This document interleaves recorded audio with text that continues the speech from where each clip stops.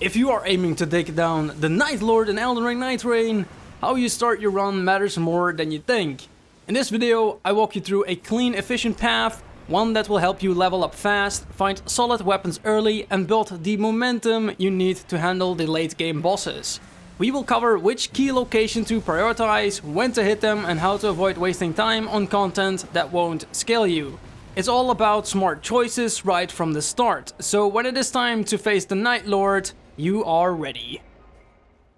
If you have already got a few runs under your belt in Nightreign, you know the early game sets the pacing for everything that comes after. The guides focus on refining your early pathing, hitting the right locations, stacking XP efficiently, and gear up for strong bosses without falling behind the zone. It's all about creating a reliable, repeatable opener path that makes sure you're as strong as possible with the RNG the game gives you. So let's get right into it. When you start your runs, focus first on key locations nearby, preferably forts and great churches. These are the easiest spots where you can quickly grab a weapon. Plus, these locations have stone chests that often contains a stone sword key, which you will need to activate Evergaols. Forts have 2 stone chests, while great churches have 1. There's one hidden on the top of some forts where you need to do a wall jump to get there. You want to aim to at least reach level 3 after clearing your first key location, so you can use the rare quality weapon you find. To level up fast, make sure to clear the enemies at your starting camp or in the first key location.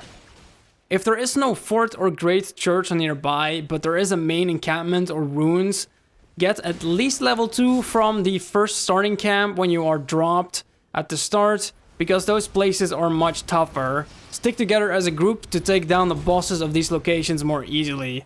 But you always want to prioritize great churches and forts early on for the swordstone key as well. Once you have it, do the nearest Evergaol and ping it on a map so your team can follow. Evergaols are really easy early on because enemies have less health depending on the day, and fighting as a team makes them manageable. You can earn extra runes depending on the strength of the boss as well from the reward, and you can get also a useful buff.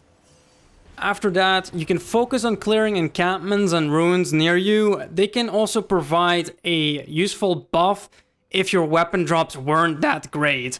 If you find churches that increase your flask limit or the sorcerer's rises, do them only if they're actually along your path or close to your current key location. Don't go out of your way and skip other key locations, or you miss out on valuable XP and buffs. If there are key locations that drop weapons with the elemental damage matching the Nightlord's weakness, you should prioritize those. Otherwise, if you have found a solid weapon that works with your build, hit a nearby mine if you can and pick up a smithing stone too. This lets you upgrade the weapon to epic quality early, increasing your damage. If the weapon also has the right element, affinity for the weakness of the Nightlord, you can use it as a backup weapon. You can upgrade the weapons with the smithing stones through merchants found nearby main encampments, outside forts, and near the castle in the middle of the map.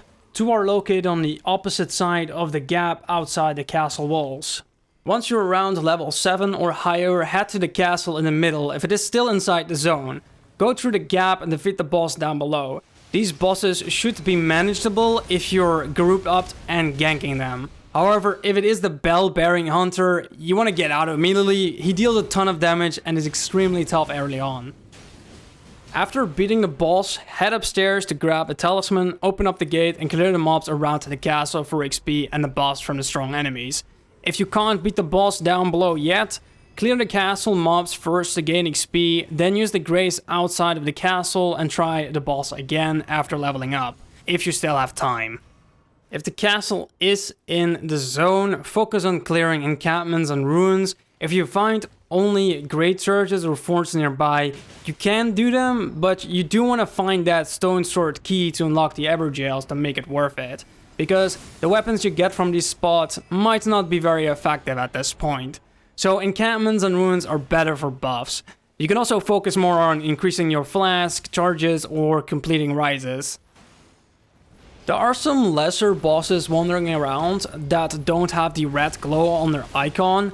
take them down if you happen to come across them. They shouldn't be a problem when you are grouped up and can drop some nice XP and potential epic or even legendary weapons if you're lucky. By this point, the first day will likely be ending soon and the circle will start closing in.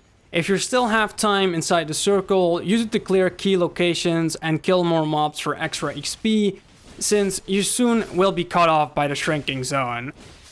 Once the circle closes, defeat the boss. After beating it, you can leave the zone. You don't have to wait for the fog to disappear, which saves time. Just remember to heal when you are in the zone. On day 2, if you haven't gone to the castle in the middle yet, do it now or complete it if you couldn't finish it on day 1, collecting all possible weapon and buff drops. If you have finished the castle on day 1 but haven't defeated the boss on the top, which usually you don't have time for, you might want to skip it if you're too far away from the castle. Instead, focus on clearing the stronger bosses on the map. Their locations are now revealed on day 2, which have a red glow by their icons. When traveling to these bosses, you can clear any encampment or ruins boss along the way quickly to get the buff to make you stronger, but your main priority is clearing the strong bosses around the map as they drop the best weapons and prepare you to face the Nightlord. Remember, you can share your legendary weapons to other players if the weapon is of better use to that character. For shifting earth events, if you get them, be sure to complete them. They give tons of XP and a high chance of good weapons with a special buff at the end. The best time to start these events is when the first circle on day 2 starts shrinking, giving you plenty of time to finish the event and the strong boss at the end. Only the city shifting earth event removes the castle from the map. If you have the city event, focus on leveling at key locations first and getting flask charges or complete rises on day 1. Then on day 2, head straight for the city, which is packed with enemies and bosses for leveling and high quality gear. For other shifting earth events where the castle is still present, finish the castle on day 1 or at least skip the boss on top or early day 2. To get enough XP and weapons to make the shifting earth boss easier to beat. When the first circle on day 2 starts shrinking, move quickly to the event and complete it in time. There are some optional bosses in these shifting earth events you should skip. For example, avoid the ones at the top of the crater. They waste your time. In the mountaintop event, only fight bosses along your path to the summit and skip the ice dragon until you get the frostbite resistance buff at the top. In the Rotten Woods events, prioritize getting the rot immunity buff first, then defeat the strong bosses around the area. There are a few small things you can do to increase your rune gain and item discovery. One of them is using the foul foot, which temporarily boosts these stats. Yellow increases rune gain and white boosts item discovery. You can find these by breaking the boxes or opening chests during a run.